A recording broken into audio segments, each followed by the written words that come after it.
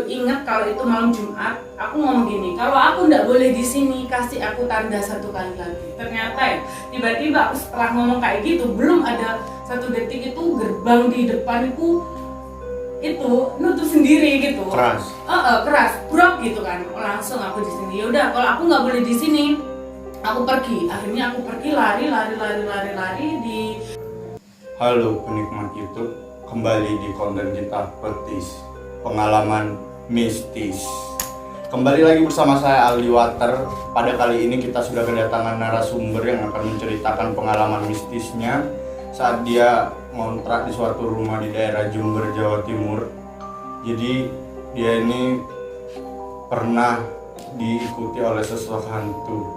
Langsung saja, sebelah saya sudah ada Mbak Kiki. Selamat malam Mbak Kiki. Ya, malam. Jadi bisa diceritakan itu bagaimana Mbak pengalaman Anda? Nah, jadi pertama itu yang Saldi, kita itu khususnya aku itu kontrak ya di rumah bagus banget, rumahnya itu mewah banget di daerah Jember Barat ya. Terus habis itu kita itu selama survei itu nggak ada kejadian aneh sih, dan si narasumbernya sendiri dari rumah tersebut itu ngomong ada 3 kamar di sini gitu ya. Lalu si narasumbernya juga ngomong juga ada 1 kamar nggak boleh dibuka. Oke lah, katanya privasi dari pemilik. Oke, kita skip aja itunya. Terus dia ngomong lagi, ini nggak ada apa-apanya kok di kamar ini, dan ini juga udah kosong selama 1 tahun katanya gitu. Nah ternyata usut dan katanya warga sekitar itu sudah hampir 3 tahun kosongnya. Jadi pemiliknya itu nutupin gitu loh. Bilang ke Mbak Kiki ini lama memang kosongnya? Kosongnya katanya 1 tahun, ternyata 3 tahun itu kosong, nggak bangun-bangun, tapi masih terawat, ada perawatnya di situ gitu. Pada hari ke-1 itu nggak ada apa-apa. Kebetulan itu hari Senin, ya hari Senin itu nggak ada apa-apa. Jadi aku sama keluarga itu makan-makan di situ, udah dipakai, tapi belum selamatan emang. Nah hari kedua di Selasa itu aku sama teman-temanku pesta barbekyuan di situ ya, nggak ada apa-apa juga. Lalu hari ketiga itu pas hari Rabu itu nggak ada apa-apa juga, aku di situ sama teman-teman juga, ya kan. Hari keempat itu pas hari Kamis itu kebetulan hari Jumatnya itu kita itu mau adain selamatan besar-besaran gitu kan. Terus habis itu hari Kamis itu pada pukul 5 sore itu aku tuh nggak ngerasain ada apa-apa, dan aku lupa kalau ini hari Jumat, hari Kamis malam Jumat gitu loh maksudnya. Terus habis itu aku lupa nggak ada apa-apa kan, hari Jumatnya itu kan mau selamatan juga. Nah aku tuh nggak mikir apa-apa sih. Nah jadi kan ada 3 kamar, 2 kamar bisa ditempati, 1 kamar tuh kosong kan. Si 2 kamar itu udah dibersihkan sama pembantuku juga, dan kebetulan pas hari itu juga pembantuku itu ada selamatan di rumahnya gitu loh, jadi nggak bisa sampai malam nemenin aku. Nah hari itu kebetulan kamar nggak boleh di jamah orang itu, nggak boleh diatik-atik gitu, ada pas di depan dapur kan. Apanya? Kamarnya. Kamarnya nggak boleh disentuh itu ada di depan dapur gitu. Pas di dapur itu aku itu kan bikin mie kan, aku tuh kan lapar, pas pembantunya nggak ada juga, nggak dimasakin. Jadi habis itu aku itu bikin mie sendiri di sana. Pas aku kerja OTW buat mie itu ya, ambil mie di kulkas itu, tiba-tiba dari kamar itu tuh ada kayak kardus dibanting gitu loh. Di kamar yang nggak boleh dijaman? Iya, nggak boleh disentuh itu ada kardus dibanting. Aku positif thinking aja mungkin ada tikusnya kan, apalagi di sana kan katanya ada barang-barang gitu. Terus habis itu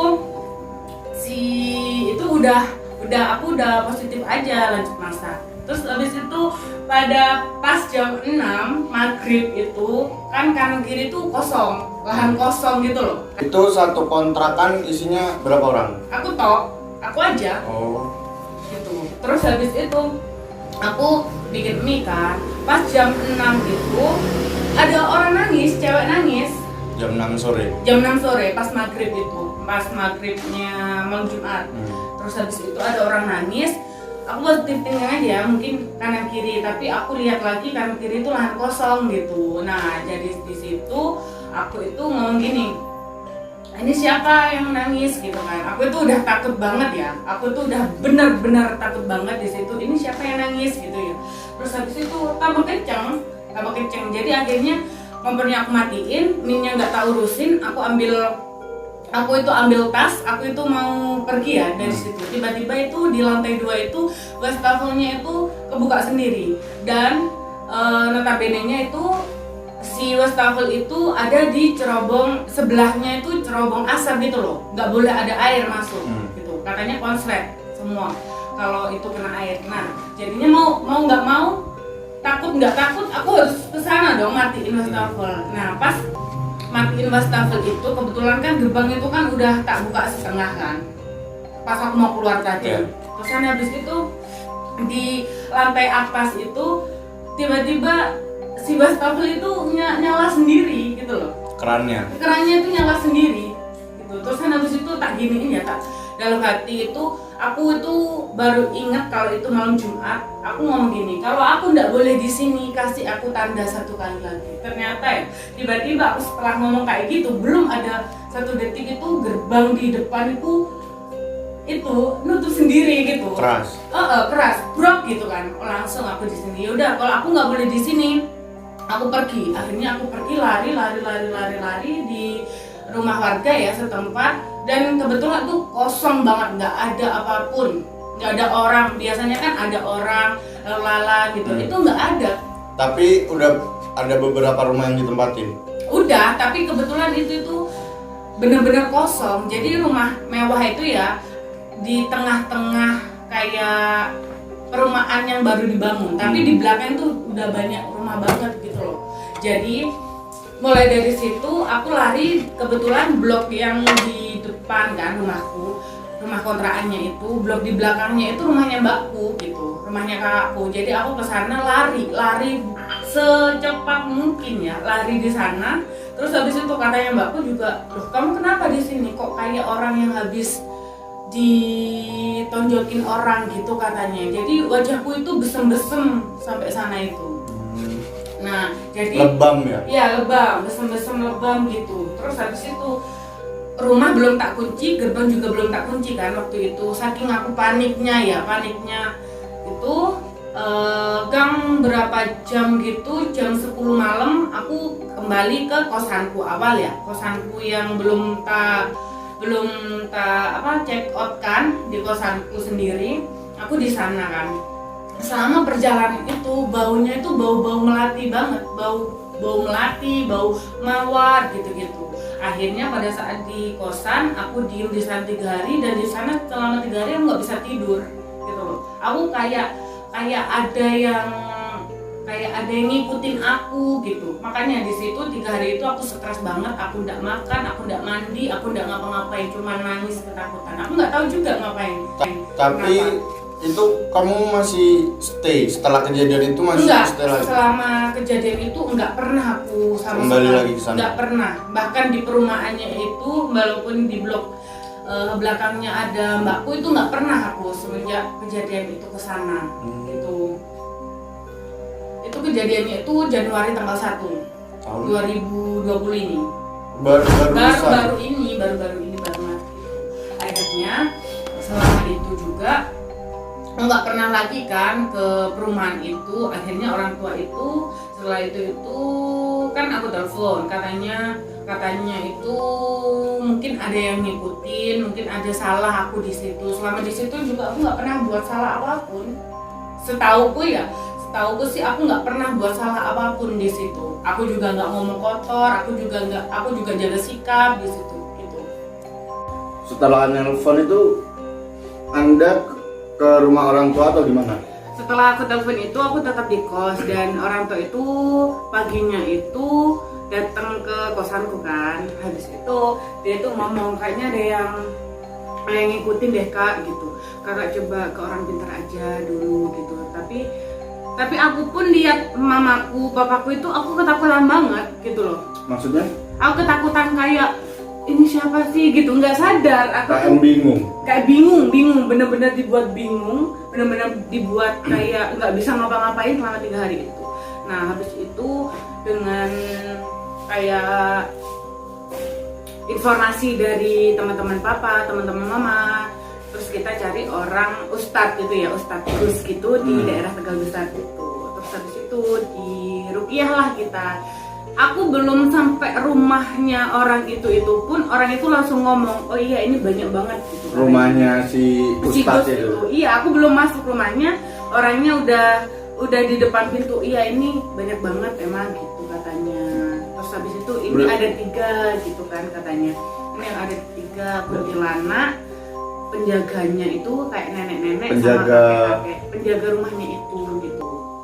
Jadi aku belum masuk aja itu udah bener-bener kayak ketakutan. Di rumah itu kayak panas banget, yang bener-bener panas banget. Di rumah ustadz. Di rumah ustadznya itu udah bener-bener panas banget hawanya. Terus habis itu aku disuruh ganti mukena kan, ada videonya nanti ya, ada videonya. Oke. Ntar kita tampilkan videonya.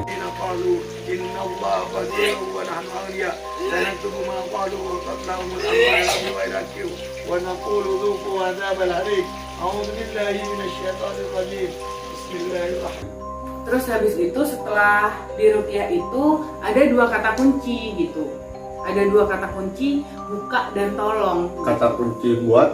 Akan di situ kan di ruqyah ya. Aku itu awalnya itu biasa aja, dengar lantunan ayat kursi, ada yang lain itu biasa aja, nggak ngerasain apa-apa. Di ayat apa gitu ya, kurang tahu aku juga bacaannya Gus itu. Aku tiba-tiba itu ngerasain di ruangan itu, di rumah itu kekunci dari segala arah, itu dikunci semuanya. Aku benar-benar ada di ruangan itu.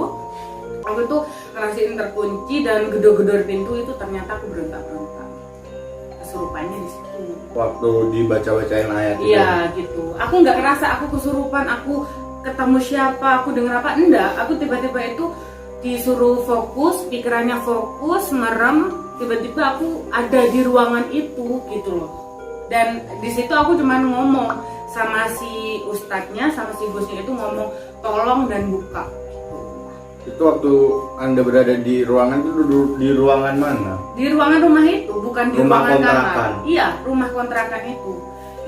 Habis itu dia ditanya, ini siapa gitu, nggak jawab kan. Habis itu udah lepas aja, aku langsung muntah gitu. Setelah itu langsung sembuh. Belum sembuh. Di situ itu aku berharapnya kan udah sembuh ya. Aku berharap itu udah sembuh. Jadi dari ruqyah itu udah dikeluarin kan. Aku berharapnya sama keluarga, oh ini udah keluar. Ternyata enggak. Aku pakai baju muslim lagi. Ternyata aku itu ada kayak ketakutan gitu. Katanya itu ada sundel bolongnya yang ikut aku gitu. Kalau di hati yang sesek kan, itu kan didudukin. Mana yang sesek sekarang? Di hati gitu. Di hati sesek banget gitu kan. Oh ini kalau di hati itu kayak sundel bolong ada di sini, dia nggak mau keluar, mungkin ada sesuatu yang kamu bikin salah di situ, katanya gitu. Padahal aku itu selama di situ nggak merasa bikin salah sama sekali. Waktu di kontrakan. Berarti yang ngikutin total ada 4 ya? Ada 4. Yang aku tahu itu yang dari Gus yang awal itu kan dikasih tahu 3 katanya ya. Kuntilanak, kakek sama nenek itu kan. Terusan habis itu pas aku didudukin itu katanya ada lagi gitu. Itu ya juga si sundel bolong itu penunggu kontrakan rumah sana. Nggak tahu, kurang tahu. Pokoknya ada sundel bolongnya gitu. Nggak tahu itu ketempelan pas jalan mau ke Gusnya itu atau emang penunggu sana gitu. Total awalnya baru aku datang itu ada 3 cuma. Nah habis itu pas habis ruqyah ternyata kan ada dikeluarin lagi muntah. Itu kalau aku muntahnya itu dihitung 1 kali. Aku satu muntahan itu satu makhluk, satu muntahan lagi satu makhluk gitu. Tapi banyak banget gitu.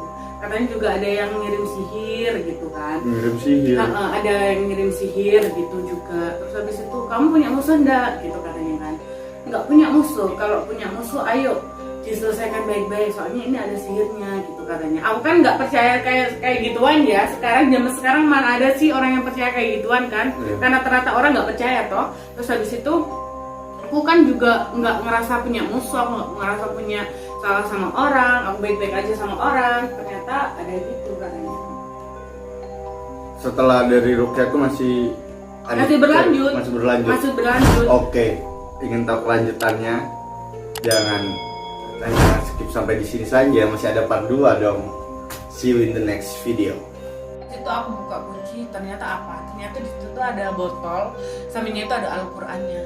Botol itu tutupnya juga ada, tutupnya itu tutup dari kayu.